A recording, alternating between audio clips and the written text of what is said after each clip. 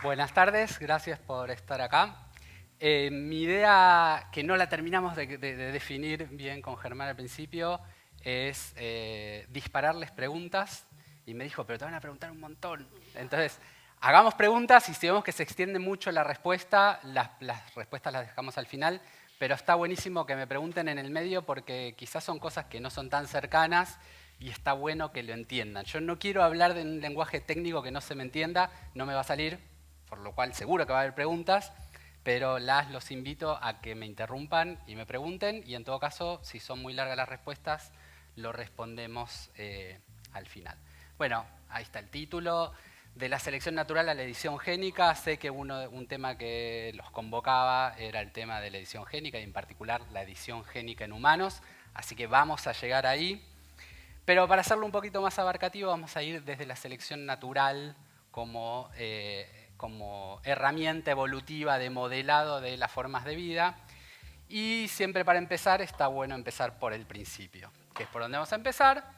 Vamos a hablar un poquito de escalas, que las van a ver ahí abajo, y sobre el final de la charla vamos a tener explícitamente una parte de escalas, que es muy importante. Las escalas, cuando son en tiempos tan grandes y en escalas espaciales tan chiquitas, que se entienda de qué estamos hablando, porque no son asequibles a la cotidianidad y para mí son fundamentales para entender bien de qué estamos hablando. Ahí está mi Twitter, que es lo mismo que mi mail de Gmail, así que si me quieren escribir, me pueden escribir ahí. Y empezamos. 14.000 millones de años, por el principio, ¿no? Antes del coronavirus no existía nada. No existía la materia, ni oscura, ni la materia común. No existía la energía y no existía el tiempo. Y si tienen preguntas de eso, espero que lo hayan resuelto con la oradora anterior, porque yo no sé mucho del origen del tiempo, pero es súper importante. Esto es un poco para ver también lo rápido que suceden las cosas relacionadas con la vida y la biotecnología. Dijimos 14.000 millones de años atrás, origen de todo lo que conocemos, incluso el tiempo. 4.500 millones de años atrás, origen de la Tierra. Muy poquito después de que se enfrió la Tierra, ya hay registros de formas de vida. Y eso es de las formas de vida que podemos registrar hoy que existieron. Porque quizás hubo otras formas de vida que no pudimos registrar, que no dejaron rastros y que se originaron antes. Pero es como muy...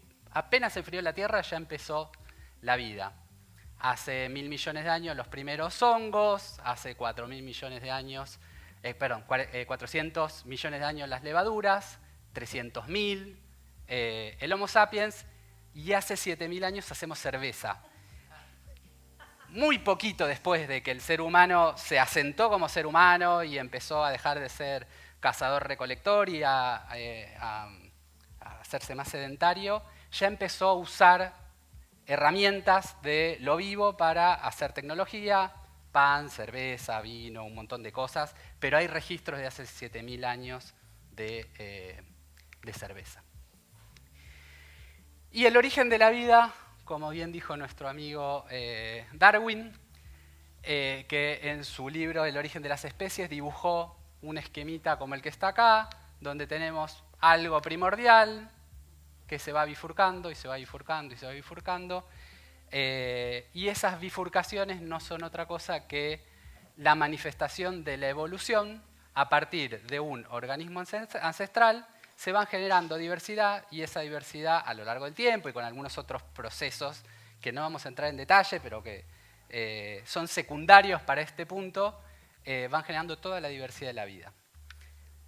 Hoy en día, todas las formas de vida que conocemos las podemos rastrear a un origen común, a un único origen de la vida, que después fue bifurcando y bifurcando. Y si vemos un mapa más actualizado de lo que son las formas de vida que conocemos en la Tierra, es esencialmente lo mismo, un poquito más complicado.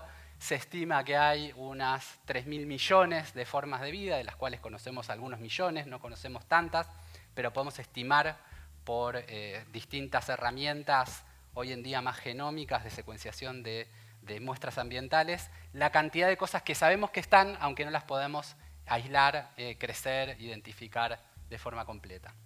Bueno, las que más probablemente conozcan porque las vemos todos los días y nos estamos viendo acá, y son visibles a ojo desnudo, son los eucariotas, donde están los humanos, donde también está la levadura con la que hicimos la cerveza, el maíz, y casi todos los animales, no casi todos los animales y plantas que conocemos pertenecen a esta rama de la vida.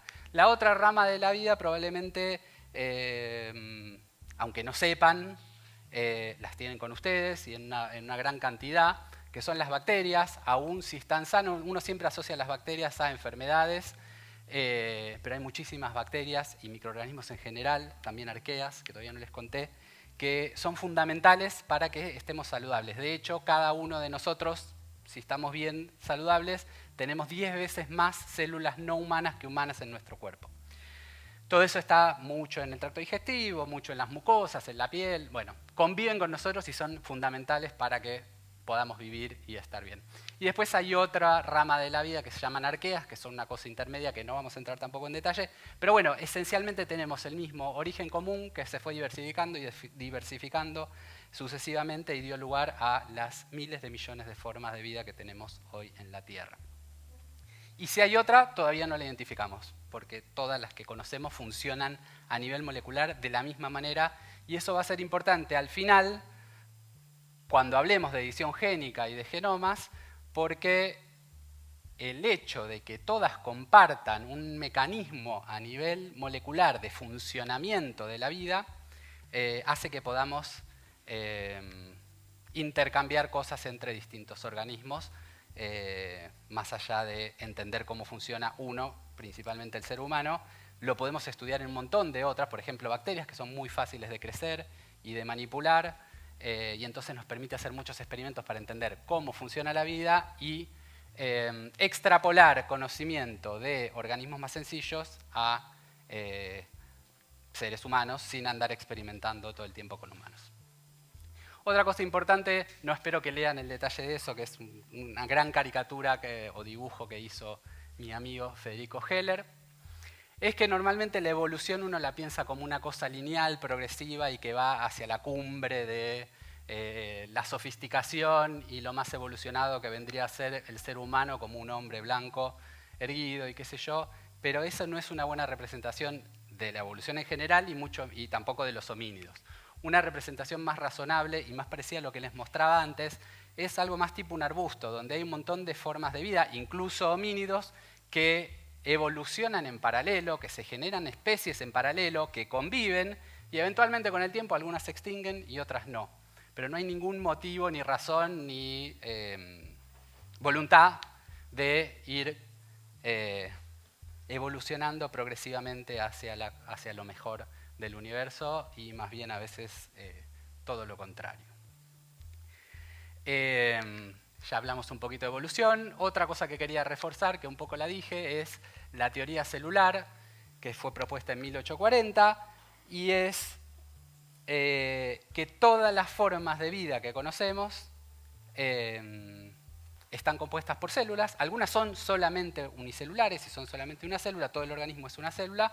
Otras son multicelulares, como nosotros, pero todas están compuestas por células. Y la información genética para que ese organismo se desarrolle y haga todo lo que tiene que hacer está codificada en el ácido desoxirribonucleico o ADN,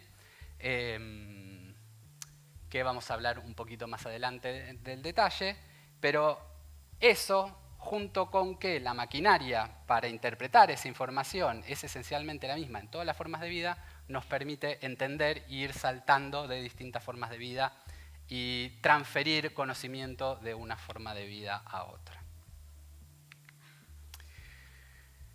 Si uno mira una célula de una planta, de un ratón, de un alga, esencialmente en tamaño son muy similares, esos son micrómetros, no importa el detalle, pero son al microscopio, uno las ve y son muy parecidas entre sí, tienen una membrana y cosas adentro, cosas que no podemos resolver mucho más allá de decir hay una sopita de cosas mezcladas en el medio, un poquito más o un poquito menos heterogéneas.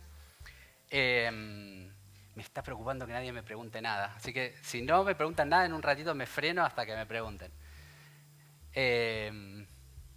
Pueden hablar porque si miro para allá no voy a ver manos levantadas. Pero bueno, entonces si uno las mira al microscopio son muy parecidas entre sí, sin embargo la información que contienen dan lugar a formas de vida, comportamientos muy, muy distintos entre sí. Y esta es otra forma de ver algo similar, y es que si uno hace un puré de cualquier célula, o sea, agarra una célula de una bacteria o de un mamífero, son mínimamente distintas, pero esencialmente casi todo es agua.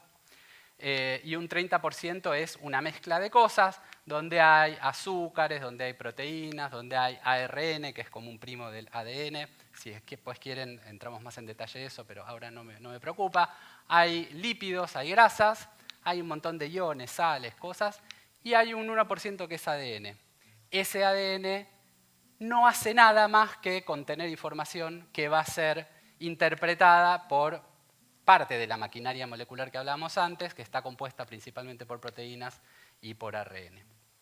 Entonces, al microscopio son lo mismo, una sopita de puré de bacterias o de células son indistinguibles entre un organismo y otro, pero acá está la clave que contiene la información que nos va a diferenciar un organismo de otro. Bueno, y yo, como les decía, hace miles de años que hacemos biotecnología, y hacemos cerveza, hacemos pan, y hacemos fermentos de distinto tipo que nos ayudan a mejorar las características de algún alimento, o a hacerlo más rico, o a emborracharnos. Y también hacemos biotecnología criando, cruzando variedades de plantas y eligiendo a partir de esa cruza características que nos gustan y lograr a partir de un fruto, como era ancestralmente el maíz, ir mejorándolo a través de la cruza y la selección y obtener variedades más ricas, más jugosas, más crocantes, más lo que sea. Lo mismo la zanahoria, que esta raíz horrible que podía ser un ancestro de la zanahoria, termina siendo la que comemos todos los días y variedades que no podemos comer. Lo mismo con la lechuga, lo mismo con el tomate, también es muy impresionante lo que era el origen del tomate, que no es un tomate cherry, el cherry es como vino como a posteriori de esto, pero esencialmente lo que hacemos en esta forma de biotecnología es cruzar dos plantas y a partir de la descendencia de esas plantas elegir alguna característica que nos gusta y volver a cruzarla y reforzar cada vez más esa característica. Probablemente lo tengan más familiarizado con los perros y las razas de perros, pero el ancestro, termino esta idea y ahí voy, es algo más parecido a un lobo que cruzándolo se fueron logrando fijar características de docilidad, de comportamentales, de tamaño, de color, hasta tener la diversidad de razas de perro, que en el caso de los perros podemos llamar razas, no en el caso de seres humanos, que puedan jugar con nuestros hijos y no se los coman. Sí. A propósito de estos cruzamientos, esta biotecnología, si tenés así referencias a partir de un momento histórico, más o menos, estas cuestiones empiezan a suceder. Si tiene que ver con el sedentarismo. Sí, tiene que ver con el sedentarismo. Sí. Hay registros de varios miles de años, no tengo preciso, pero varios miles de años de domesticación de perros, gatos. Nunca los terminamos de domesticar a los gatos, pero bueno, conviven con los seres humanos y las plantas, que no son las variantes naturales, sino que se fueron mejorando. Y eso es una forma de domesticación que quizás uno sobre las plantas o sobre las bacterias no se suele usar, pero en la práctica lo que hacemos es ajustar su comportamiento, su forma, sus características a lo que nos sirve a los seres humanos. Pero sí, miles de años. ¿Alguna otra pregunta? Bien, las distintas formas de biotecnología que les conté antes dependían esencialmente de alguna característica que estaba presente en la naturaleza, pero además en el organismo que me interesaba, e ir seleccionándola a lo largo de los cruces. Pero hace unos 50 años empezamos a poder manipular el ADN, que es lo que dijimos que contiene la información genética. Y al poder manipular a voluntad la información genética, no necesitamos que esa coneja sea verde fluorescente, sino que podemos sacar el gen del verde fluorescente, no sé si hablaron algo de la coneja alba, de CAC, etc. Y introducir algo que nunca se generaría por evolución o por selección natural, porque son en ámbitos completamente disjuntos de la vida, pero podemos sacar de un lado, poner en el otro, como la maquinaria es la misma, sacamos la información, la ponemos en el otro organismo y podríamos generar una coneja verde fluorescente. ¿Qué no sucedió? Y si quieren lo hablamos al final. Esa coneja nunca existió más allá de las fotos y la difusión que tuvo, pero físicamente, si existió, no es la que se menciona en los tratados de bioarte. Bien, entonces el ADN esencialmente está compuesto por 4 tipos de nucleótidos, no importa, tiene 4 componentes, A, C, T y G, y la secuencia precisa de muchas de esos nucleótidos, muchos de esos monómeros, muchas de esas unidades, es la que contiene la información. Es decir, la información está codificada como secuencia de nucleótidos en una molécula que es una molécula química. No es un libro que uno edita, y eso también lo vamos a retomar cuando hablemos de edición, que quizás uno está familiarizado con agarrar un procesador de texto y cambiar letras, borrar, escribir y lo que sea. Es muy distinto lo que se hace a nivel de información contenida en ADN, que, como decíamos, es una molécula y se manipula como todas las moléculas. Bien, hace 50 años lo que empezamos a hacer, como hacemos en el jardín de infantes, es agarrar cosas, recortarlas y pegarlas. No podíamos escribir todavía, pero sí podíamos recortar pedacitos de ADN que podían hacer cosas distintas. Por ejemplo, alguno que tenía una característica de un color, alguno que tenía una característica de un olor, o alguna característica un poco más compleja.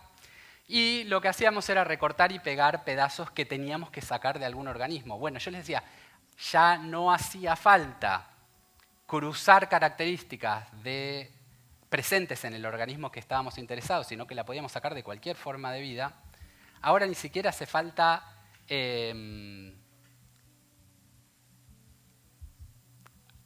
alguna vez haberlo estudiado, pero ya no hace falta más la materialidad.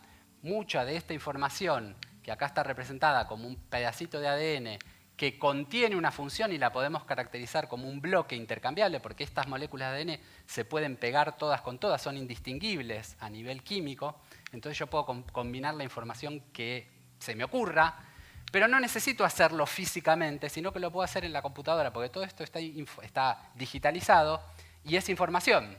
Obviamente, cuando yo quiera que esta información pase a ser interpretada por algún organismo vivo, voy a necesitar pasar a algo físico. Y eso se puede hacer como existen las impresoras 3D que imprimen cosas físicas. Hay aparatos que pueden sintetizar, fabricar ADN con la secuencia que a mí se me ocurra. Entonces, la abstracción de funciones contenidas en pedacitos de ADN y la posibilidad de combinar esos pedacitos de ADN nos permite generar catálogos de colores, catálogos de olores, catálogos de lo que se nos ocurra y tenerlos tanto en la computadora como información como en plaquitas del tamaño de mi mano donde tengo miles y miles de secuencias con las cuales puedo hacer experimentos. Y entonces, si entendemos que la información de todos los seres vivos se escribe y se lee de una forma muy, muy, muy similar, lo que acá tienen representado, y no sé si llegan a ver, pero es un árbol de la vida con un poquito de la diversidad de esas 3.000 millones de formas de vida que les dije que existen. En este caso son todas macroscópicas, porque las microscópicas si estuvieran, tal vez están, las puse pero no se las muestro, están en la parte blanca de los costados, pero todas tienen información genética que podemos leer y podemos aprender de esos organismos. Muchos de ellos están adaptados a condiciones extremas de temperatura, por debajo de 0, por encima de 100 grados, en presencia de contaminantes, con altísima radiación. Hay un montón de adaptaciones de las formas de vida que ocupan todos los lugares del planeta. Donde hay agua líquida se encontraron formas de vida. Y cada una está adaptada a vivir, se adaptó a lo largo de la evolución y por selección natural. De vuelta se genera diversidad, aquellos que es más aptos sobreviven en ese ámbito y fijan alguna característica que les permite vivir ahí. No es intencional que la jirafa quiere estirar su cuello para llegar a una fruta, a un árbol más alto, es que aquellas variantes de jirafitas que tuvieron el cuello más largo pudieron comer más y dejar más descendencia, y sobre todo dejar más descendencia que mantuvieron esa característica. Volviendo a la diversidad, hay un montón de cosas que exploró la naturaleza a lo largo de estos miles de millones de años que les contaba. Y nosotros ahora podemos leerlos y usarlos para lo que nos sirva. A veces es aprender, a veces es generar tecnología a partir de ellos. Entonces, esto que parecía que nada encajaba con nada, como intencionalmente hacen con los enchufes, cuando lo conceptualizamos como información contenida en el ADN ensamblable una con otra, podemos construir cosas mucho más elaboradas. Pero además, como les contaba antes, acá me adelanté, podemos fabricar a partir de la información en una computadora y una máquina que no es tan cara, pero conviene usar una empresa que lo haga antes que hacerlo uno en el laboratorio, a partir de los 4 nucleótidos generar físicamente la molécula de ADN que contiene la información genética que a mí se me cante. Esto es reiterativo con lo mismo, pero bueno, uno ahora puede pensar en qué es lo que quiere hacer con esa información y no tanto entender de dónde viene, cuál es el contexto biológico, que está buenísimo, que es lo que hicimos los biólogos durante mucho tiempo, pero además ahora podemos potenciar las capacidades de hacer cosas, de generar cosas nuevas. Solamente por cruza, esto es un ejemplo de gallinas a lo largo de los años, cómo fueron cambiando a lo largo de la cruza, y la biotecnología nos podría permitir, no sé si se acuerda alguno de mi edad, estos dibujitos animados de cruzar un 100 pies con una gallina y tener una gallina que tenga muchas patas. En casa la mayoría nos peleamos por las patas y los muslos, no tanto por la pechuga. Pero bueno, nos da más posibilidad para imaginar cosas y una vez que las podemos imaginar y tenemos las herramientas para construir, poder hacerlas. También otras cosas que se pueden hacer con las cuales yo no estoy de acuerdo, pero las podemos hablar más adelante, es lo que llaman desextinción de especies. ¿Por qué? Porque si yo puedo agarrar un registro de algún animal que vivió hace muchos años y está extinto, pero que está bien conservado, esa información del ADN me permitiría sintetizarlo o extraerlo y recrear esa forma de vida. Sin embargo, la forma de vida no es un individuo que tiene esa información genética, sino es ese individuo en un ámbito, con otros individuos de la misma especie, con un ecosistema del cual se alimenta y al cual contribuye con alguna cosa que hacía el mamut, por ejemplo. Y entonces, aun si uno pudiese generar un ejemplar adulto de mamut o de tigre de diente de sable hoy en día, con la información genética perfecta de cuando ese animal estuvo vivo, no sería ese animal. Ese animal es el animal en su contexto. Pero bueno, eso se puede hacer. También lo que se puede hacer y que se vendió hace unos 10 años como la primera forma de vida artificial es... te miro para ver si no llegué a la media hora. No, todavía no. Ah, ya llegamos. Bueno, no te miré en todo este tiempo. Entonces, pero no hubo preguntas, así que estamos... No, entonces, ¿alguna pregunta? Estábamos diciendo primera forma de vida artificial. Lo que hizo este grupo fue agarrar una bacteria, le sacó la información genética y le puso información genética que venía de otro lado, sintetizada químicamente, o sea, una molécula artificial de ADN, se la puso a la carcasa de la bacteria y esa bacteria se comportó como decía el ADN que le pusieron y no como el que le sacaron. Entonces eso es una buena, un enorme avance tecnológico de poder hacerlo, la manipulación esa, pero además es un experimento conceptualmente importante de decir todo lo que necesitaba esa bacteria para vivir, porque esa bacteria se siguió dividiendo y se comportó como decía su ADN. Está contenido en su ADN, pero no crearon una forma de vida, porque la mayor parte de ese experimento es la carcasa, que yo le digo carcasa, pero en realidad era la membrana, todas las moléculas que tiene adentro esa. Toda esa sopita que les contaba al principio, que si uno la hace puré, la puede cuantificar, pero la estructura de esas moléculas que hacen que la bacteria viva, todavía no tenemos idea de cómo hacerlo. Y de hecho, buena parte de la información genética que le pusieron a esa bacteria no tenemos idea de qué hace. La podemos leer de otras bacterias y copiarla, pero no sabemos qué hace. Bueno, la cosa es que eso funcionó y está bueno, y ese tipo de herramientas se usa para hacer drogas, para tratar enfermedades. Entonces sí. no se puede hacer un mamut si no tenés el resto de la célula. Más o menos, porque lo que se puede hacer, lo que se intenta hacer es lo mismo que cuentan en Jurassic Park, que es agarrar una muestra de mamut bien conservada, extraes el ADN, secuenciás la información de ese ADN, que probablemente no esté en excelente estado, pero sí podés agarrar varias muestras y completás los huecos que te faltan con otro pedacito del mamut, completás toda la secuencia del ADN y el lugar, mamut no tenemos, pero lo podés poner en una especie cercana, por ejemplo un elefante, y hacer que una mamá elefante tenga un bebé mamut. Sí, se está haciendo con varias, está el dodo, el mamut, ¿cómo? El lobo gigante no había salido yo leí hace poco. No sé, puede ser. Hay muchos intentando hacer eso con un argumento raro, porque de vuelta, para mí si no podemos, se nos extinguen especies todos los días, a estar desextinguiendo algunas que no vamos a poder darles el contexto en el cual van a poder vivir, es raro. Pero bueno. Una pregunta, sí. ¿Hay una fecha precisa de la primera vez que hicieron esta transposición del ADN? Sí, creo que fue 2012. 2012. Sí.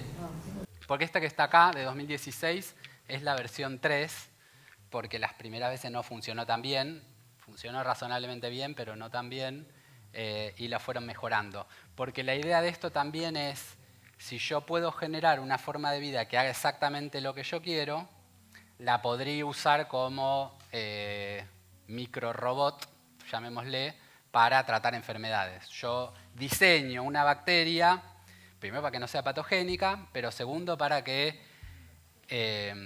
esté presente y si identifica que hay un tumor, genere alguna toxina que mate el tumor, solamente en ese lugar. O que sea sensible al nivel de glucosa y libere insulina.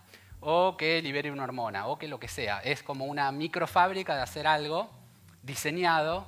Entonces, como el potencial de explotar una forma y es importante que sea una forma de vida porque no es un remedio que lo fabrican y me lo venden y yo tengo que tomar todo el tiempo. Lo tomás una vez y te queda, porque son bacterias que se dividen y son el mismo remedio, el ser vivo, sí. ¿Cómo? Pero se puede hacer que solamente haga una cosa, o sea, nada hace una cosa. ¿No? Todo hace una cosa y eso hace varias cosas, como sí. Las drogas. Sí. Y entonces, ¿se puede controlar que esa bacteria que va y te cura el cáncer no te genere otra cosa? Todavía no, pero la expectativa es poder hacer cosas dirigidas para lo que te sirva. Quizás son muchas cosas buenas. En general siempre hacen cosas que no controlamos y que no siempre están buenas, pero bueno. La intención de ¿Y ese error tiene que ver con la interpretación que hace el organismo vivo en general? ¿Cuál error? Que vos decías no sale del todo, no está saliendo del todo bien, o con los resultados no son los esperados. No sé en cuál lo dije, quizás lo dije en este, cuando está. Sí.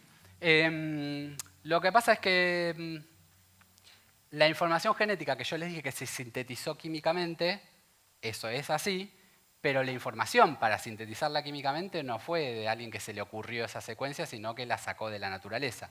Y para que esas cosas funcionen, estamos lejos de poder entender exactamente toda la secuencia y lo que se hizo es, entendemos más o menos el 30-40% de lo que estamos poniendo y sabemos que el otro 60-70% es esencial, es requerido para que la célula viva, pero no sé bien qué hace. De hecho, el 30% de lo que identificamos como cosas importantes, ni idea de qué es lo que hace. Bien, pero una parte importante de eso también tiene que ver con la vida misma. ¿Por qué? Porque este organismo se supone, o en principio es, el organismo con menos cantidad de genes o información genética que se conoce. Es menos que cualquiera natural y es el que tiene menos diseñado. Entonces uno puede mapear, no sé si una a una, como decía, ¿tu nombre es? Rodrigo. No sé si uno a una, porque tal vez hay moléculas que hacen más de una cosa, seguramente las haya, pero sí poder mapear qué es lo que hace cada componente de una célula para que esa célula pueda vivir. Y si son pocas, como en ese caso que son cerca de 600, está bastante cerca del mínimo de actividades necesarias para la vida. Tiene algo que ver con lo que están discutiendo, creo. Bien. Y ahora vamos un poco más a genoma humano. Genoma humano, hubo dos versiones de genoma humano. Una, un consorcio internacional que durante como 20 años estuvieron secuenciando con una estrategia que era. Secuenciar es elucidar la secuencia de nucleótidos que tiene el ADN. O sea, hay que aislar ese ADN y ver uno a uno cuál es esa secuencia. Y lo que hacían era, me paro acá y leo un poquito. Me paro hasta donde ya había leído y leo un poquito más. Me paro un poquito, y así sucesivamente. Para que eso sea más eficiente, en lugar de hacerlo una sola vez, se distribuyó la información en distintos grupos en el mundo y cada grupo agarraba un pedacito. En paralelo con ese proyecto, un megalómano, es mucho decir, no sé, una persona un poco ambiciosa y, bueno, muy ambiciosa y con bastantes recursos, lo que dijo es, yo lo voy a hacer solo, más rápido que todos los demás. Y lo que hizo fue agarrar esa información genética, partirla en pedacitos muy, muy, muy chiquititos y secuenciar todo eso en paralelo.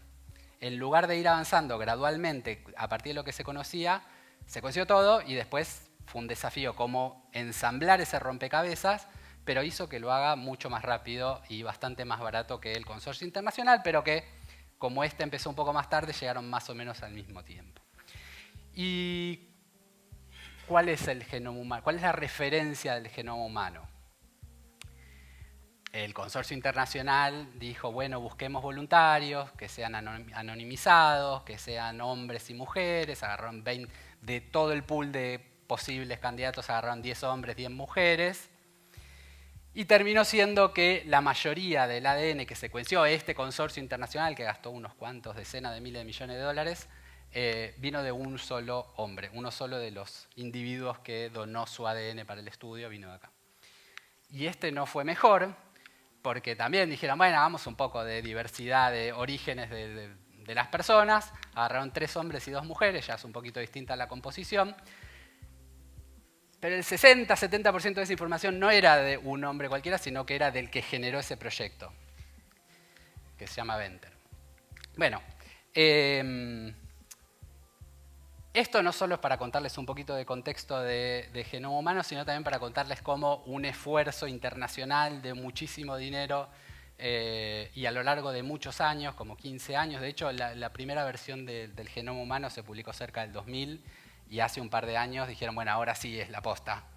Y bueno, está casi la posta, pero bueno, no es tan fácil, es muy largo, es complejo y como decíamos antes, hay una buena parte que no terminamos de entender.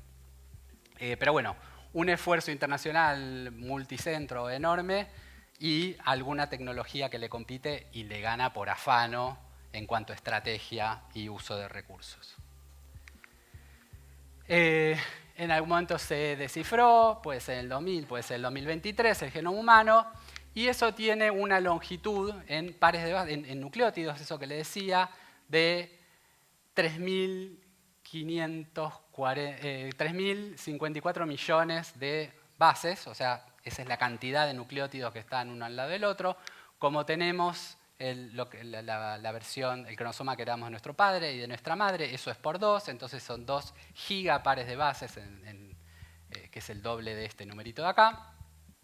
Las mitocondrias tienen su genoma aparte, que si quieren después conversamos de eso, tiene muchísima importancia en la afiliación y tiene muchísima importancia en la identificación de nietos de desaparecidos. Pero bueno, el genoma mitocondrial es una información aparte que se hereda solo de la madre, no del padre.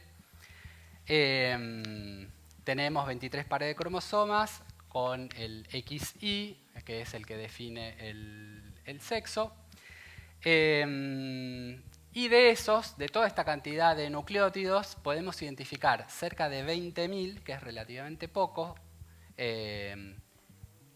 regiones del ADN que dan lugar a una proteína, que no hablamos mucho de proteína, pero son las que hacen las cosas en la célula. La mayoría de las actividades que hace una célula están hechas o por proteínas o por algunas variantes de ARN.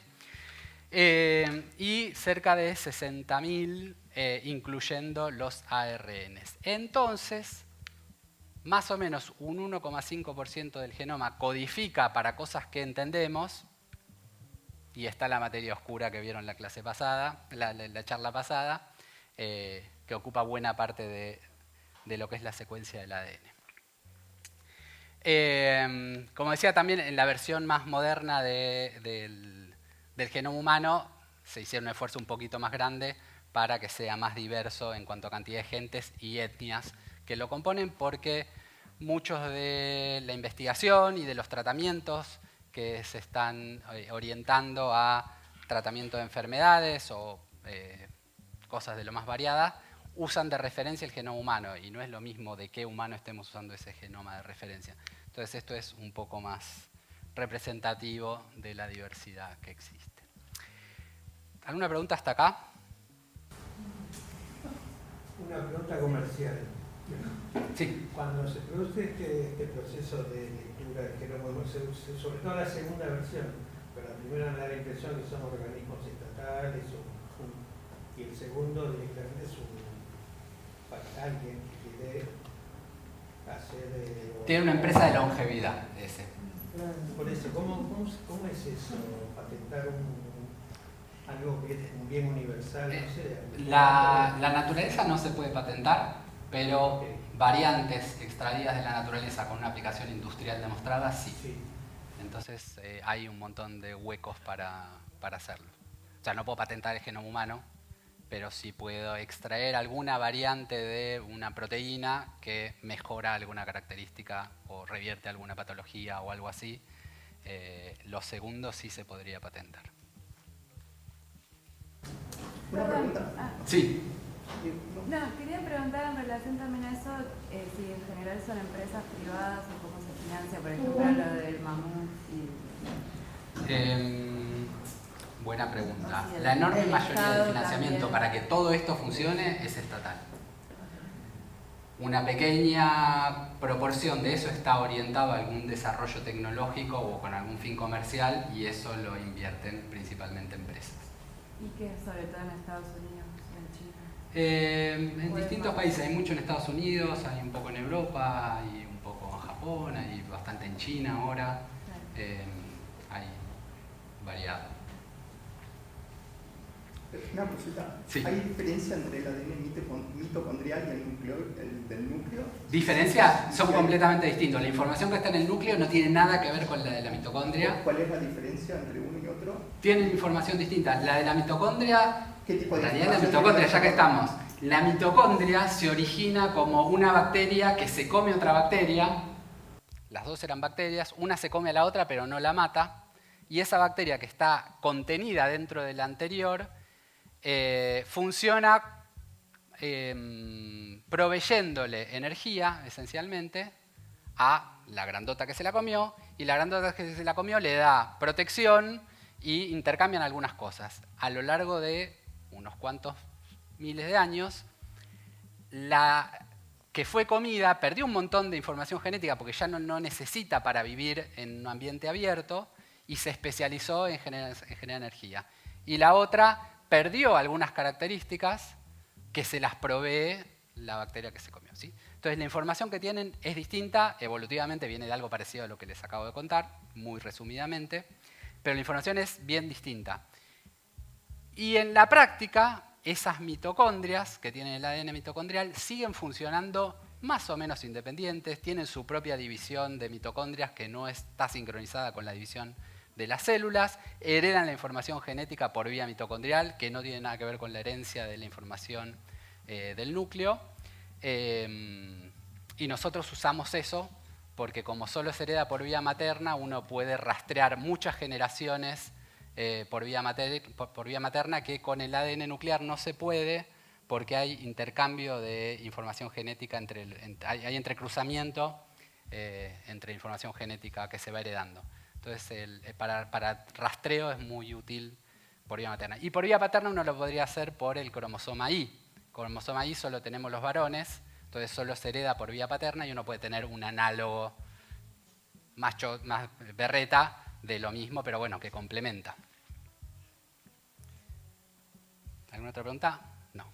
Bueno, me parecía importante esta transparencia para comenzar qué no es la edición génica.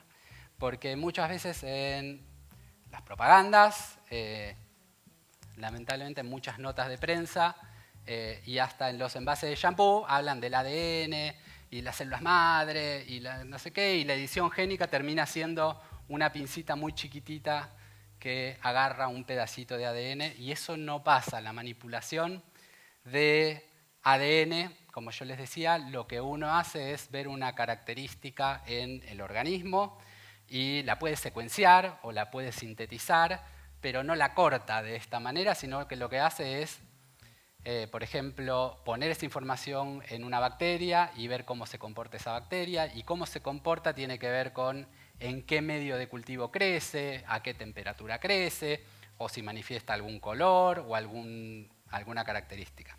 ¿Sí? Entonces, la manipulación a estas escalas, lo mismo que la visualización, y lo vamos a ver más adelante, no tiene nada que ver con nuestra experiencia cotidiana. No es que uno agarra una tijera suficientemente chiquita para cortar esas cosas, ni que agarra una lupa lo suficientemente potente para ver a esa escala. Esta escala es más chiquita que la longitud de onda de la luz, con lo cual es imposible de ver por métodos ópticos. Hay que usar difracción de rayos X, que lo vamos a ver más adelante. Sí, había dos preguntas. Una idea, para entender yo, es menos plástico que lo que uno supone que es la edición. Yo digo edición de video, ¿no? Cortar y pegar cine y superponer cine. El video del siglo XX. En cambio es más un cultivo lo que se hace. Sí, todo el tiempo. O sea, se llama edición, pero es un cultivo. Podríamos... A ver, en la parte de la computadora uno puede hacer una edición, puede decir, yo tenía esta información genética, la quiero cambiar por esta otra, y yo lo puedo conceptualizar en términos de información como una edición. Cortar y pegar, cambiar una letra por otra, o una palabra, o una frase, o un libro por otro. Pero la manualidad de eso no se parece en nada a esto, sino que es, fabrico una molécula química que se llama ADN, lo que sea, se lo introduzco a una célula, veo cómo esa célula se comporta, o la secuencio, o cómo se manifiesta esa información que yo creí haberle puesto. Mucho de lo que se usa, ya después de la pandemia está bastante popularizado, es la reacción en cadena de la polimerasa, o PCR, que lo que nos permite es identificar fragmentos de una secuencia particular sin tener que secuenciar todo. Es como un experimento más, puede ser cuantitativo también, pero mucho más accesible a hacer todos los días en el laboratorio. Pero lo que quería reforzar sobre todo es que la imagen de una cosa que es muy chiquita, pero que yo le hago un zoom grande y una tijera que le hago o una pinza que le hago lo suficientemente chiquita, está muy lejos de la manualidad. De hecho, la manualidad que hacemos en el laboratorio es muy aburrida, porque lo que hacemos desde que tenemos la idea hasta que terminamos, que está buenísimo, cuando tenés la bacteria esa transformante y qué sé yo, que está excelente, es pasar agüita de un tubito al otro, porque es todo transparente, no tiene color, es muy aburrido. Vas haciendo cosas que vos sabés qué es lo que está pasando, pero no la podés ver hasta que casi que terminó el proceso. Y cuando terminó y funciona está espectacular. Pero bueno, en el medio puede ser un poco frustrante. Y cuando muchas veces no funciona, no está tan espectacular. Y cuando no podés hacer los experimentos como ahora, está peor todavía. Bien, esto de asumiendo que sabemos qué editamos tiene que ver también con lo que les contaba antes. Sabemos que el genoma humano tiene 6 gigabases, un número muy grande de nucleótidos, y sabemos que solo un 1,5% codifica para información que nosotros podemos entender. Entonces, ya sabiendo eso, pretender que podemos modificar una única característica o un único nucleótido o una cosa tan puntual en una masa tan grande de cosas que no conocemos es un poco pretencioso. En algunos casos funciona, pero bueno, nada, solo pongo esa consideración de que muchas veces hay cosas que no controlamos del todo, que no entendemos del todo y que tenemos que estudiar más para entenderlas. No es que no lo vayamos a entender. Creo que todo está en esa materialidad y el experimento de trasplantar el ADN de una bacteria a la otra lo pone de manifiesto, pero bueno, ahí trasplantamos un montón de cosas que no sabíamos ni qué eran. Y acá les voy a contar un poquito de mi historia, que mis papás creo que no conocen en detalle. Y es que yo me fui en el 2008 a hacer un postdoctorado a un laboratorio que hacía ingeniería de proteínas y que se dedicaba, entre otras cosas, a biología sintética, biología de sistemas, y colaboraba con las primeras empresas de edición génica. En ese momento las herramientas para edición génica que había son estas que muestro acá abajo y nosotros trabajamos con las tres. Una se llama Talent, no sé si oyeron hablar, no sé si vale mucho la pena porque ya están cayendo en el olvido, pero esencialmente son unas proteínas, que eso que está en naranjita ahí es una molécula de ADN y lo que está en azul y en verde son proteínas que lo que hacen es reconocer una secuencia específica de ADN y cortarla. Y eso permite, después les voy a contar, primero les cuento las herramientas y después cómo funciona, si no se aburren, ¿no? Si se aburren pasamos a otro tema, que hay otro más divertido, o más atractivo, no sé si divertido. Entonces, lo que tenemos son proteínas súper específicas que reconocen una secuencia muy particular, idealmente única en el genoma, de manera que uno vaya a intervenir solamente donde quiere que ocurra la acción. Y además son modulares y uno puede diseñar por módulos y entonces te permite la versatilidad de diseñar especificidad para la región del ADN que te interese. Otra que también tiene las mismas características es una proteína grande que se llama meganucleasa. Esto viene de un factor de transcripción, una proteína que activa la transcripción como consecuencia de una infección en plantas. Esta se llama meganucleasas, son unas proteínas bastante grandes que reconocen una secuencia muy larga de ADN, o bastante larga de ADN, que también es única en un genoma. Y lo mismo que la otra, permite hacerle cambios en la secuencia de manera de elegir yo a dónde va a unirse en el genoma y por lo tanto cortar ese ADN y permitirme editarlo.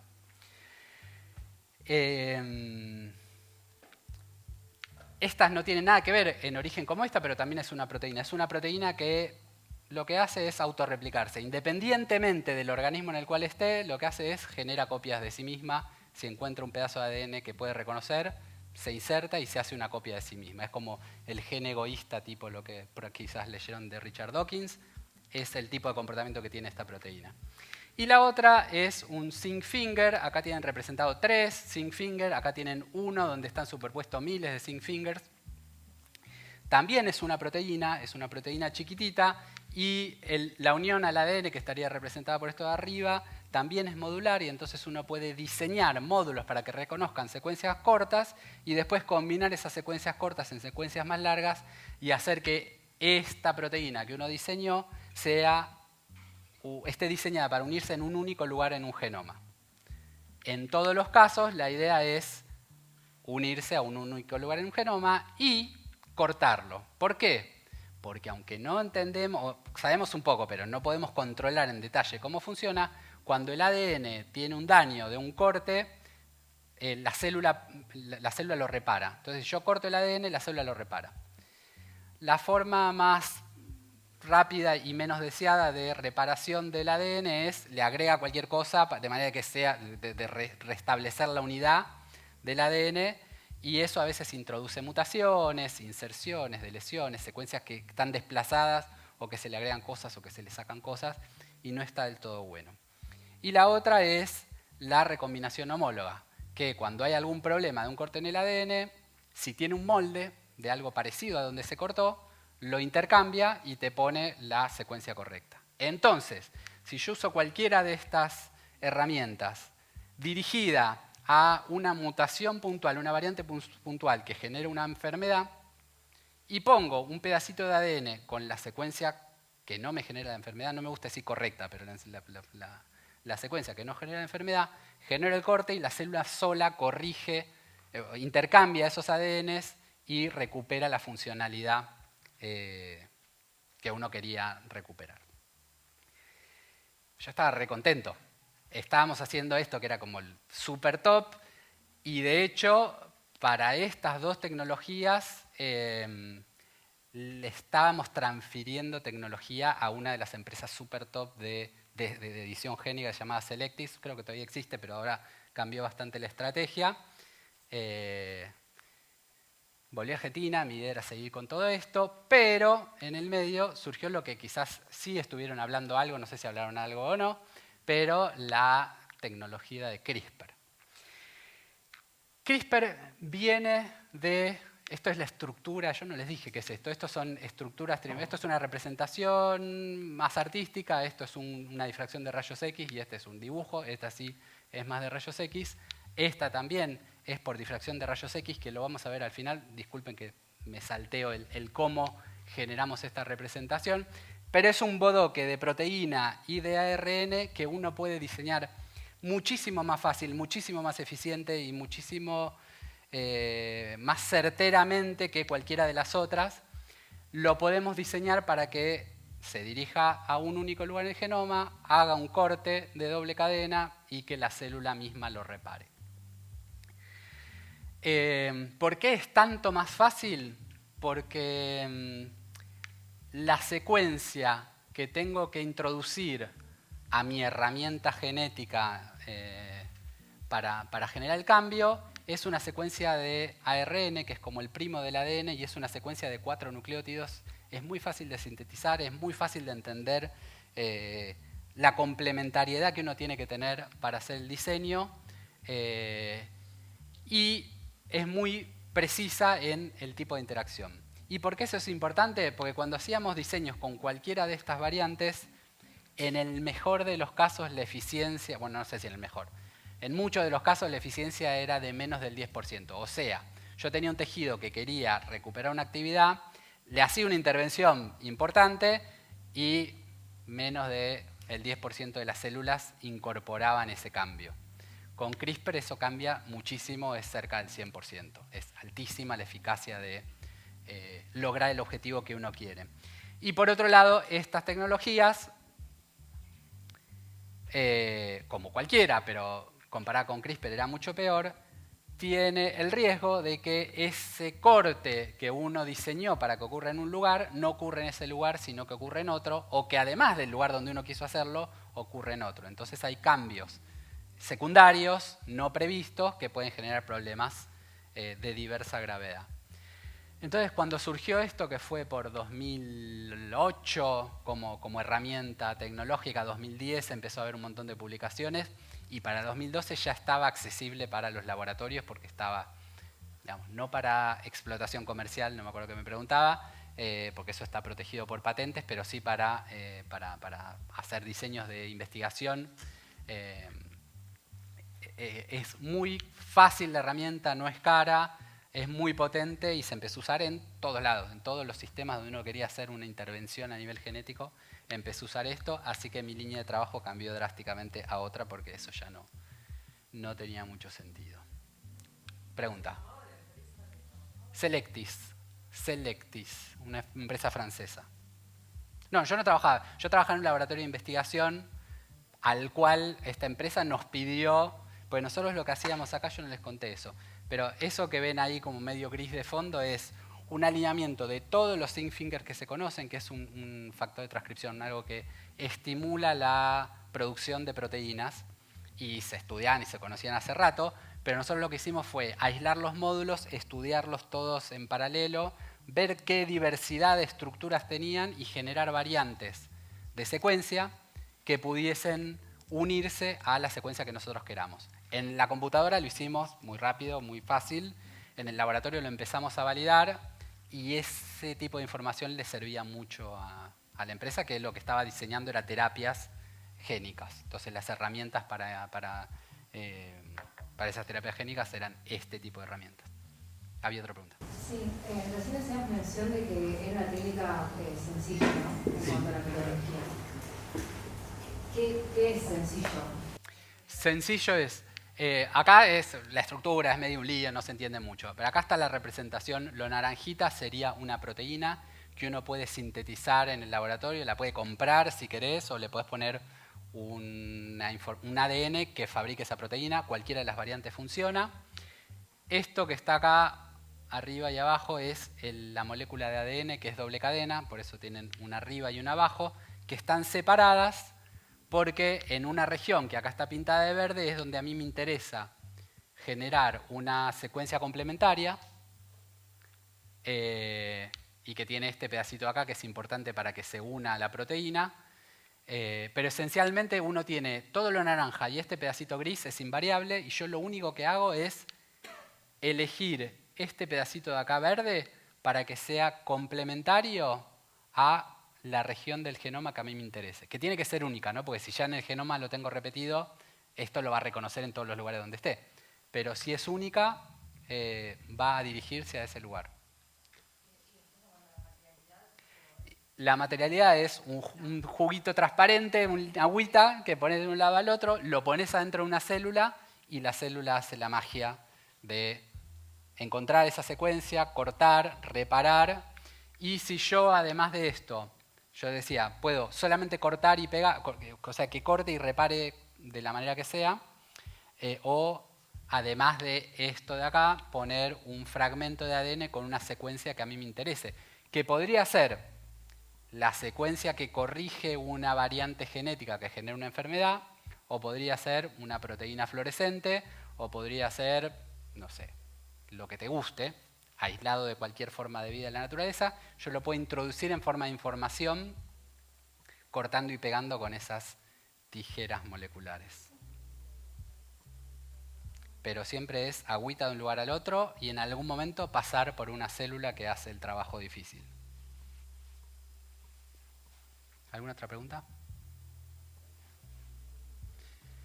Bien. Y ahora pasamos a la referencia de escalas. Esta es probablemente la composición artística que esté más lejos de la Tierra. Se incluyó en la sonda Voyager en el 77, creo, que se lanzó al infinito y más allá. Acá está el sistema solar, la Tierra, lanzan la sonda y adentro tiene una imagen con un varón, una mujer, una referencia de tamaños, una referencia de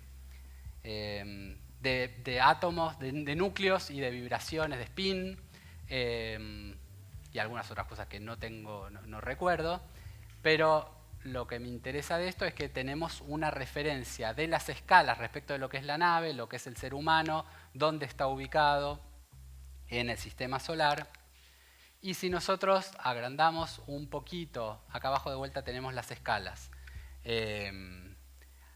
Esto es 1 metro y si nosotros agrandamos un poco esta imagen y nos centramos en este pedacito, lo podemos agrandar, pierde un poco de resolución, pero lo podemos seguir agrandando, pierde bastante más resolución y podemos pasar a otro tipo de forma de analizar la imagen para poder ver algo porque esto ya está demasiado difuso.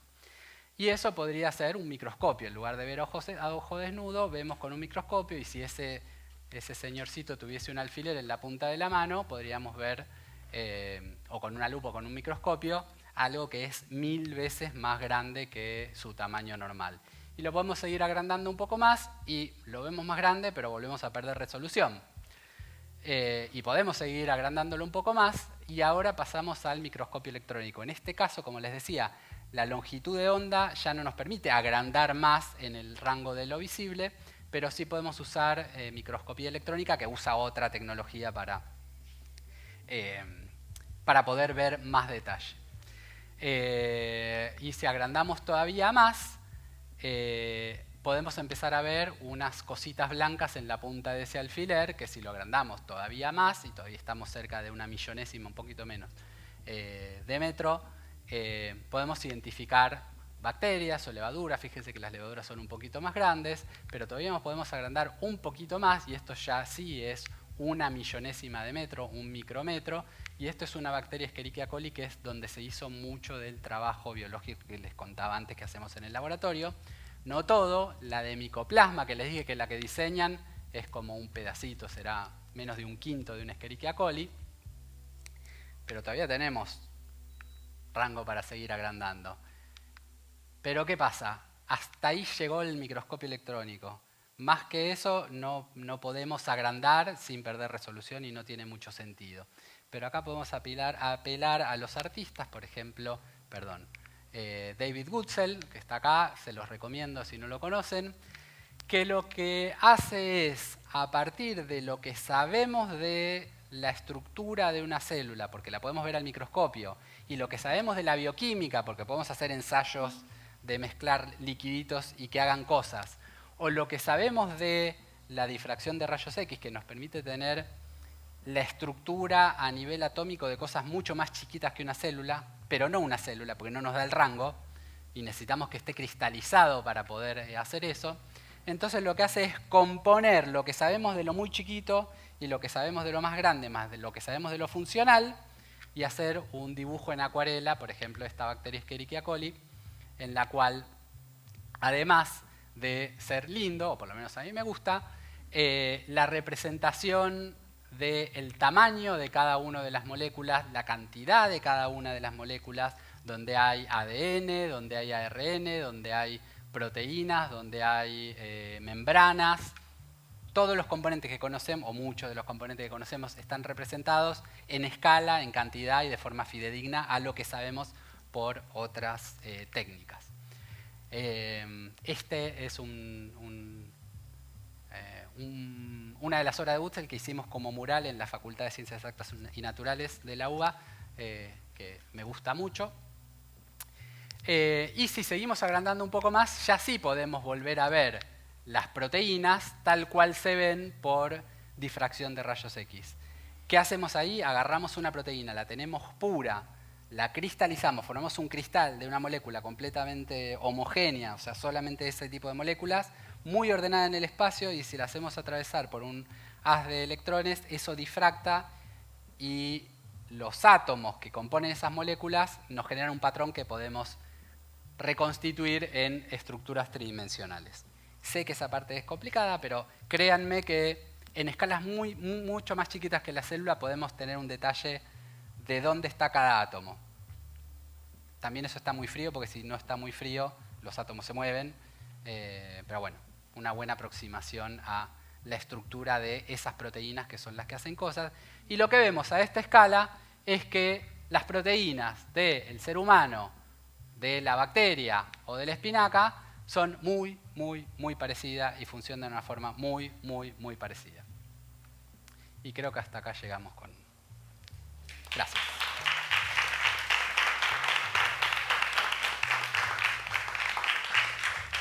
Bueno, gracias Alejandro por toda esta explicación súper amplia, compleja, histórica y meticulosa.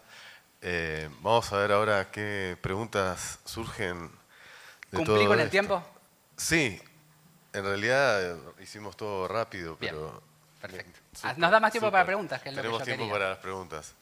Bueno, ¿quién tiene ganas de empezar? Ya tuvimos muchas preguntas, entonces ahora hay que empezar de nuevo. Sí, dale.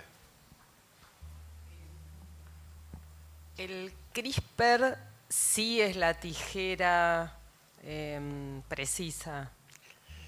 O no tan, o siempre... Tijera no, digo, es una forma figurada. sí, metafóricamente, sí. pero ahí hay una diferencia cualitativa Cualquiera respecto de a las lo otras- anterior. No, las otras que conté hacen lo mismo, uno las diseña para dirigirse a un lugar único en el genoma y que hagan un corte en el ADN.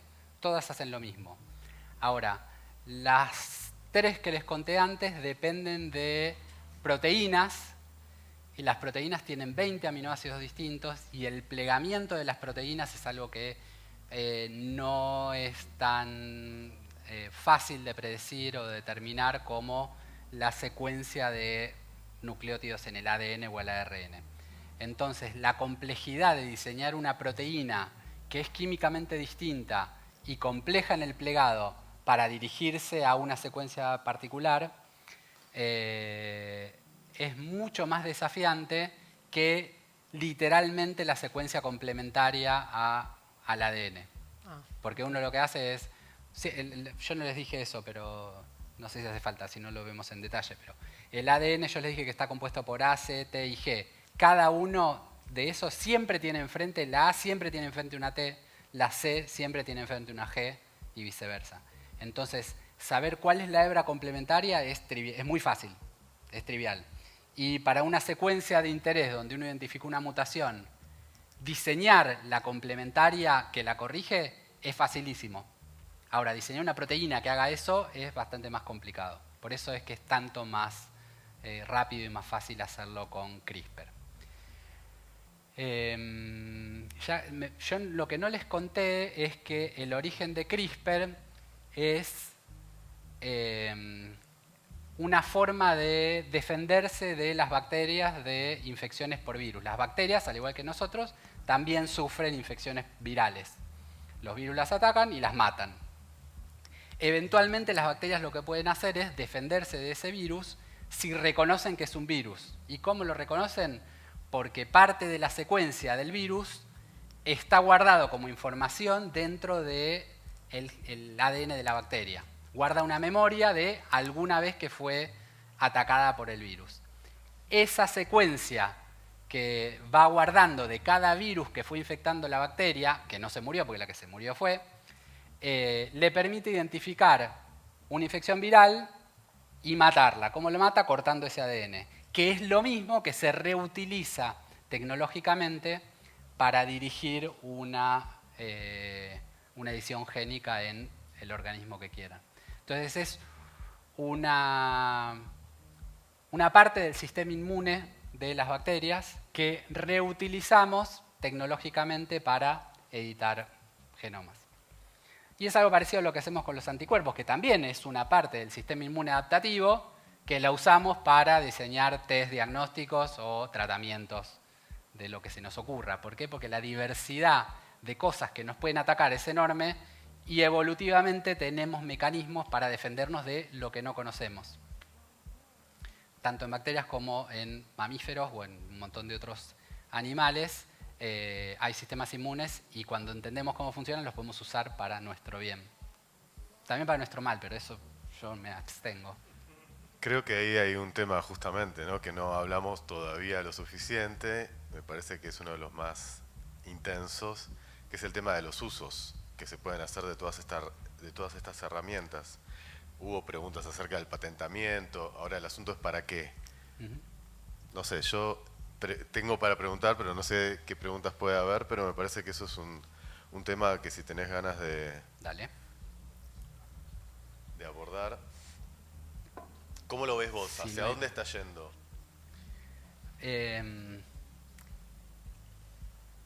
Mis primeras transparencias, aunque me alejé un poquito, unos cuantos miles de millones de años, de lo que decía el título, lo que querían representar es la vertiginosidad con la cual suceden las cosas en lo vivo, en la evolución y en la tecnología. Entonces, que tan rápido como pudo aparecer la vida haya aparecido y que haya generado tanta diversidad de formas de vida y que cuando el ser humano que tuvo capacidad de manipular cosas lo haya hecho tan pronto, quiere decir que seguramente se nos vengan cambios muy rápido de lo que se puede hacer y lo que efectivamente se haga. De hecho, ya hubo una experiencia de edición génica en humanos en China de unas gemelas que sin consentimiento seguro de las chicas y tampoco de los estados o de la comunidad internacional, se les modificó la información genética para que sean resistentes al HIV. Y esas cosas, como dije, son fáciles de hacer, tecnológicamente son fáciles de hacer. Lo que hay que tener es una comunidad que decida qué es lo que queremos como humanidad que se haga o que no se haga. Las intervenciones que sean a nivel de un individuo adulto, de hacerse un piercing, un tatuaje o una oreja fluorescente, por mí que lo haga. las que sean sobre los que puedan tener consecuencias en la línea germinal y por lo tanto dejar variantes de seres humanos distintos, para mí requiere por lo menos una conversación a nivel humanidad. Preguntas acá. Ok, gracias. Mencionabas eso, ¿no? De la comunidad, ¿no? Que es necesario como tener una suerte de consulta universal, pero ¿quién compone esa comunidad? A mí no me llamaron, públicas, si me llaman vos. Sí, no, claro, no sé. pero porque finalmente la decisión que se establezca la va a determinar esa comunidad. Sí. ¿Quiénes son? Típicamente hay comités de bioética o de ética, más los especialistas que saben de la tecnología, gente que tiene un poco más un panorama ético. Pero eso es más local. Globalmente no hay como un gran hermano que cuide todo. Lo que sí hay es algunos gobiernos muy preocupados por el terrorismo que controlan que estas cosas que yo les dije que son fáciles de sintetizar o de fabricar ADN, que no sean toxinas, que no sean armas químicas, y qué sé yo, eso está muy regulado porque los gobiernos intervienen en las empresas o interceptan comunicaciones y cuando ven que hay algo problemático se meten. Pero más que nada para cosas, de bioterrorismo, no tanto éticas, porque supongo que si no eso hubiese saltado antes de que nazcan las gemelas. Claro, bueno, pensaba un poco en esta, ¿no? Como ir agrandando en el microscopio esa comunidad, de qué se compone, a qué intereses representa efectivamente. Pero bueno, por ahí. Lo que hay en todo caso son comunicaciones o de comités científicos o de comités de ética, haciendo recomendaciones, pero no... O a veces legisladores prohibiendo la experimentación con algún tipo de tecnologías o tipos de células u organismos. No tengo una respuesta más tranquilizadora que esa, lamentablemente.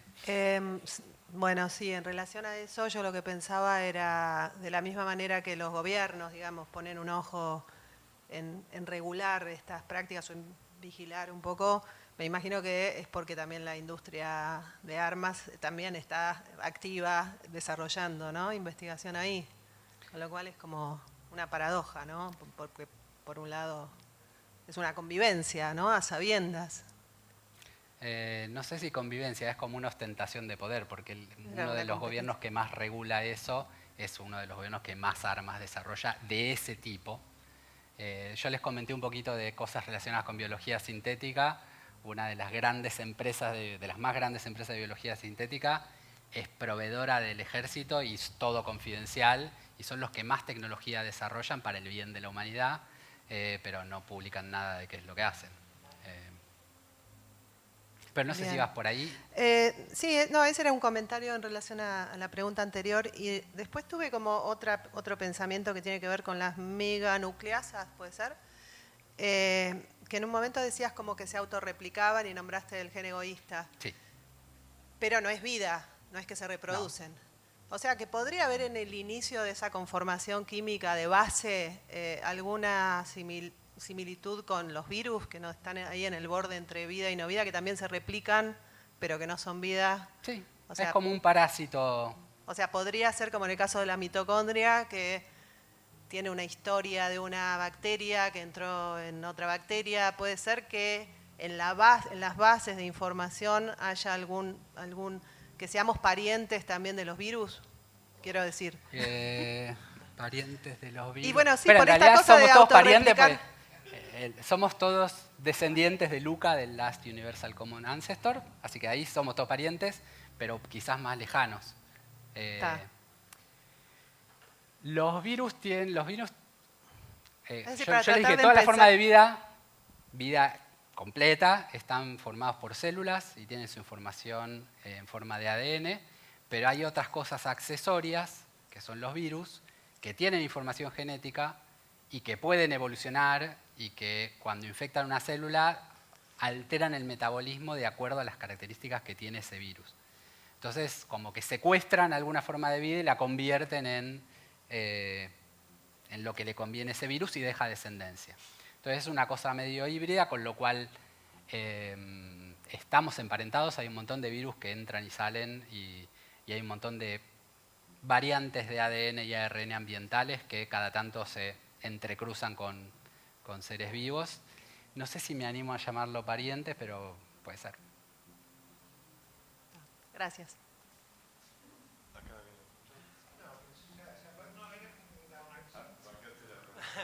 No, simplemente un comentario, venía a colación de lo que planteaba ella, porque hay como una especie de tensión entre la innovación y la regulación. Digamos, si hay mucha regulación, no hay innovación. Si hay demasiada innovación y no hay regulación, puede haber efectos muy no deseados. Digamos, ese punto de vista, porque aparte vos mencionabas los comités de ética. Básicamente los comités de ética actúan una vez que se innovó. Digamos, qué sé yo, fecundación asistida. Más o menos. Estas temáticas se empezaron a hablar en 1972. La primera vez que se pudo manipular, o sea, que se tenía conciencia que el ADN tenía información genética para que un organismo haga lo que fuese, y que se pudo generar un ADN recombinante, o sea, cortar y pegar ADN y cambiar esa información genética.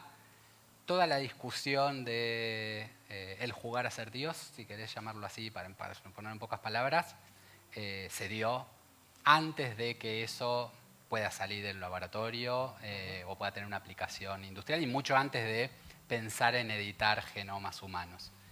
Pero esa conversación sigue, y obviamente cada vez que aparecen tecnologías como estas potencian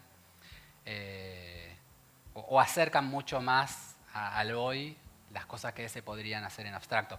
Pero en abstracto, por suerte, hay gente pensando en cuáles podrían ser las consecuencias de hacer todo. Y es muy importante que estén y que sepan qué es lo que se está haciendo para poder pensar mejor cuáles podrían ser las consecuencias de eso, porque nosotros nos embalamos en pasar agüita de un lugar al otro y nos gusta mucho, y no siempre estamos conscientes de las consecuencias que puede tener. Sí. En este nivel microscópico de una escala que nos cuesta comprender, ¿qué lugar hay para el tacto? Es una pregunta re personal y de búsqueda particular, pero ¿se puede pensar en tacto entre proteínas, tocar entre ARN y ADN? Esa contigüidad, ¿hay una relación ahí que se pueda asimilar al tacto, no reducido solo a la mano, ¿no? Como una experiencia más amplia? Totalmente, a nivel de moléculas es fundamental. Eso que quizás yo llamo interacciones, afinidad, reconocimiento, discriminación, un montón de cosas que también se usan a nivel macroscópico de personas, vínculo entre personas, es fundamental para que las actividades que tienen que ocurrir en una célula ocurran, pero la interacción entre alguien de mi tamaño y alguien 10.000 millones de veces más chiquito, 7.000 millones de veces más chiquito, como una proteína, no funciona. No, porque yo no puedo tocar algo tan chiquito. Sí, cosas de la misma escala, sí. Por eso esto que mostraba de las escalas, esto, fíjate, es 10 a la menos 9 metros. Eso es muy, muy chiquitito. Yo no lo puedo... Podría tener, no sé, 1.000 millones de moléculas de este tamaño y no me entero. Son cosas muy, muy chiquititas. Perdón, para el otro lado. Fíjate que recién las bacterias que veíamos en la punta de un alfiler están 3 órdenes o 4 órdenes para arriba. ¿Sí? 13 y 9... 1.000 millones de veces más grande. Por eso, no... Te podés pinchar con la aguja sin saber que tenés todas esas bacterias y que adentro de esas bacterias y mucho más chiquitas tenés, para el otro lado, las proteínas y lo que sea. Sin embargo, fíjate que acá está todo recontra empaquetado. Bueno, no sé si se nota, pero está recontra empaquetado. Acá se ve mejor. Los distintos tipos de moléculas, todas ellas, algunas tienen que interactuar con otras para que pase algo y no tienen que interactuar con terceras para evitar que pasen cosas malas. Entonces, a pesar de lo pegoteado que parece todo ahí, el tacto que hay entre unas y otras tipos de moléculas es crítico y ocurre todo el tiempo, sí. Solo que no se parece en nada a mi tacto de tocar eso. Yo voy a insistir un poco, perdón Dale. que tomo Sí, el sí, micrófono, en esta cuestión misteriosa, ¿no? de los estados, de no se sabe qué pasó con el conejo verde fluorescente de CAC, tampoco se sabe mucho qué pasó con las gemelas estas, nadie las ve, no sé si tenés más datos sobre esto que hizo He Jiankui, pero de pronto, por un lado estamos en un nivel así tan pequeño que también parece todo como mágico y que nunca sucedió, y después la idea es que todo esto va a cambiar a las personas que somos de carne y hueso y que nos vemos en nivel macro, como vos decís. O sea, vos cómo ves que esto realmente, o sea, si lo pensás de acá 10 o 20 o 50 años, creo que 50 años es mucho tiempo para el acelere de la tecnología. ¿Qué crees que puede estar sucediendo con todas estas herramientas, con CRISPR, la posibilidad de editar? ¿A dónde va a llevar esto? Porque hay, perdón, la sigo. Sí, no, está perfecto, está perfecto. La guerra que vemos que se da con la inteligencia artificial está sucediendo, o sea, por ejemplo, entre China y las empresas norteamericanas, está sucediendo, y lo acabas de mencionar con el ejemplo de He Jiankui en China, que hizo esto, lo usó en humanos, y es muy difícil pensar que los norteamericanos que tienen que ganaron el Nobel y que tienen el dinero y la tecnología no vayan a permitir que otros lo usen por una cuestión meramente de respeto a la ética. Cuando se pide financiamiento, por lo menos en instituciones públicas, o cuando se vende el potencial de esto, siempre está en mejorar la energía limpia, curar enfermedades y qué sé yo. Yo estoy seguro que mucho antes que eso, si no es que ya está, va a haber super soldados con visión nocturna y sensibles al magnetismo o a los explosivos en la propia persona, no que tengan que tener un aparato que haga nada. Lamentablemente creo que va más por allá. Respecto de lo de las gemelas, entiendo que todavía son menores de edad, así que quizás está bueno que no esté difundido quiénes son, dónde están o qué les pasó. Para el público general estaría bueno que sí tengan un seguimiento más especializado, pero no tengo más detalle de que eso sucedió y que el tipo que lo hizo fue en cana, pero no sé. Pero salió. Más. Sí. Salió y dijo, denme dinero que voy a seguir investigando. O sea, ¿se puede detener el avance de este tipo de tecnologías por un comité de ética? Hay que convencer a la gente de que se detenga en todo caso. No creo que puedas ser efectivo en prohibirlo, porque como decía, es muy accesible hacerlo.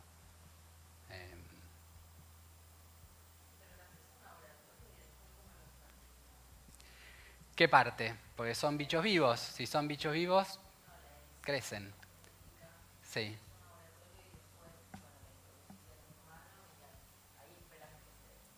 No, bueno, esa intervención es sobre... Está bien la pregunta. Ese tipo de intervención de edición de genoma humano es sobre un individuo, y ese individuo la mantendrá durante su vida. Si es en la línea germinal, en las gametas, podrá heredársela a sus eventuales hijos, hijas, pero se queda contenida en esa línea, no es que se esparce. Pero hay otras que no les conté, que se llaman gene drives, o que son parecidas a esto que le llamó la atención a Lau, que se heredan de una manera horizontal y potenciada. No es que solamente uno se lo hereda a los hijos, sino que se esparcen como virus. Eso tiene mucho más riesgo. Pero a veces son cosas distintas. En general se manejan bastante distinto. Un poco está respondido, pero imaginaba, si una inteligencia artificial, si se diseña en computadora, una vez que se hizo un cultivo, se diseña en computadora, una inteligencia artificial puede diseñar un ser sin poder aplicarlo porque no tiene la tecnología, pero puede guardar el archivo de la persona que hasta que esté la legislación lo permita o el comité de ética se renueve y vengan 4 energúmenos que aprueben ese. O sea, se puede pensar, hacer un archivo de soldados supersónicos para el futuro hasta que alguien lo permita. Y una vez que dicen sí, se destraba y tenemos... Eso me da pie para decirte dos cosas. La respuesta cortita es sí, yo creo que falta mucho, mucho, mucho. Como daba el ejemplo antes de la primer forma de vida pseudo artificial, la que le transfirieron la información genética de una bacteria a otra, eso eran 500 genes, el del ser humano dije que son al menos 60.000, y que un montón de lo que hace que uno sea ser humano no lo entendemos, pero ni un poquito. Y la otra es que la información genética es un pedacito de lo que va a ser ese organismo. Está recontracondicionado por dónde vive, las condiciones, en qué se alimenta, ni hablar de la cultura. Entonces no es para nada determinista que lo que está escrito en el ADN nos condena a lo que está escrito en el ADN. Pasan un montón de cosas en la manifestación. Obviamente eso es una potencialidad lo que está en el ADN. No puede suceder algo que no está contenido de alguna manera, sea en el ADN o no. No es que va a aparecer de la nada, pero lo que potencialmente podría suceder es mucho menos que lo que se manifiesta puntualmente en cada uno de los casos. ¿Alguna pregunta, amigos? Estamos acá. Bueno. ¿Qué tal? Yo quería preguntarte por qué cuando empezaste la charla dijiste antes y después del coronavirus. Digo, ¿qué es lo que marca para vos? La semana pasada yo cumplí 50 años y hace 14.000 millones de años pasó todo lo mismo que conté recién. Okay.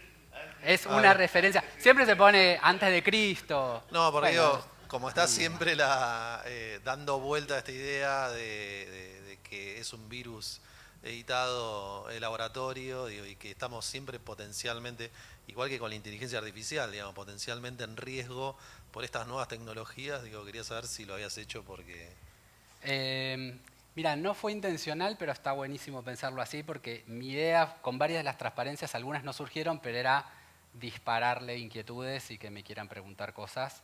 Lo del coronavirus es porque las siglas son las mismas de antes de Cristo, sí, y era lo mismo. Pero bueno, no tiene ningún vínculo particular con el COVID, que hasta donde yo sé sigue siendo una recombinación de un virus natural, nada diseñado ni nada por el estilo, y que va a volver a pasar, y va a pasar mucho, así que tenemos que aprender a cómo cuidarnos, cómo cuidar el planeta y cómo cuidarnos nosotros. Pero no quise sugerir eso. Yo te quiero hacer una última pregunta en relación por lo menos con el tema comercial de todas las investigaciones que vos estés realizando o que conozcas, porque hablamos hace un rato largo, mencionaste el tema del patentamiento, de la posibilidad de que eso era posible patentar, no el genoma y no el ADN humano, pero sí las síntesis que se pueden ir haciendo, ¿no? Entiendo. Y cuánto eso tiene que ser una motivación para el científico.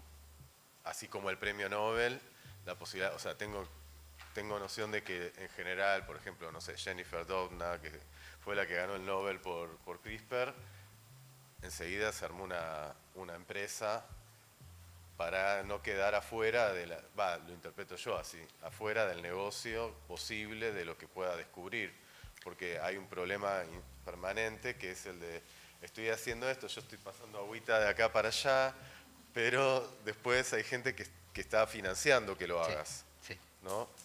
¿Y cómo lo vivís vos como científico y qué lugar tiene el peso que tiene lo económico? Se me ocurren un par de cosas no conectadas, pero si no te contesto tu pregunta, después la retomamos. Una es el descubrimiento del CRISPR, la parte biológica, que funcionaba como sistema inmune en bacterias y todo eso, fue 20 años antes de que Jennifer Doudna o alguien se haya dado cuenta que eso tenía una aplicación tecnológica y que después se hayan sacado las pestañas por patentarlo, ver quién lo patentaba y qué sé yo. Muchas veces esa patente no sé si está tan guiada por él o la investigadora, sino por la institución que lo financió, que en general te condicionan mucho y eso muchas veces limita el avance de la ciencia, porque cosas que se saben no se publican, porque si pudiesen ser patentables, mejor que lo haga yo y no lo haga otro, y entonces se deja de publicar, de hacer públicos datos que se saben, por la potencialidad de proteger una explotación comercial de eso. La otra es medio lateral, pero cuando yo hacía ese trabajo que les conté con la meganucleasa, con los zinc fingers y con las talents, yo trabajaba en un grupo europeo bastante renombrado, que era la competencia de Baker, que es el que ganó el premio Nobel ahora por el diseño de proteína, y nosotros hacíamos exactamente lo mismo que eso. Y uno de mis estudiantes fue a trabajar con Baker antes de que haga las... No, más o menos simultáneo con los avances que le dieron el Nobel.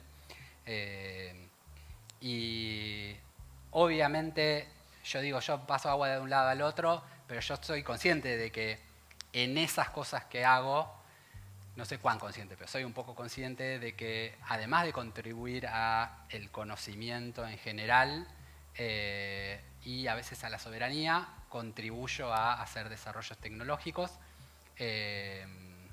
No es mi principal interés el patentar y producir cosas, sino que esas tecnologías sirvan a la humanidad, o a mi vecino por lo menos, sino a la humanidad. Y en eso yo, por ejemplo, uso todo esto que les conté, o algunas de estas cosas que les conté, para diseñar bacterias que cambien de color cuando hay contaminantes en agua. Entonces hay algunos contaminantes que son difíciles de identificar, como el arsénico, el plomo. Y entonces yo uso algunas de las cosas que les conté para que eso sea más accesible, más barato y más difundido. Pero bueno, obviamente hay algunos intereses que son distintos a los míos y que están más centrados en generar dinero o bloquear que otros puedan generar las tecnologías o dinero, que también pasa. De hecho, cuando empezamos con ese trabajo, yo les dije que hay un gran hermano controlando. Casualmente, en 2 lugares distintos y muy raros, me encontré con gente de la Embajada de Estados Unidos que me venía a preguntar de mi trabajo. Y después era en realidad medio... supervisores de gente que está haciendo cosas con potencial en bioterrorismo. No sé si seguir preguntando porque queremos que salgas vivo. Pero de acá. la respuesta es esa, yo no estaba haciendo cosas, así que todavía estoy acá. Si no estaría de naranja, no de rojo, pero sí. Bueno, muchas gracias Alejandro, gracias por todo lo que viste.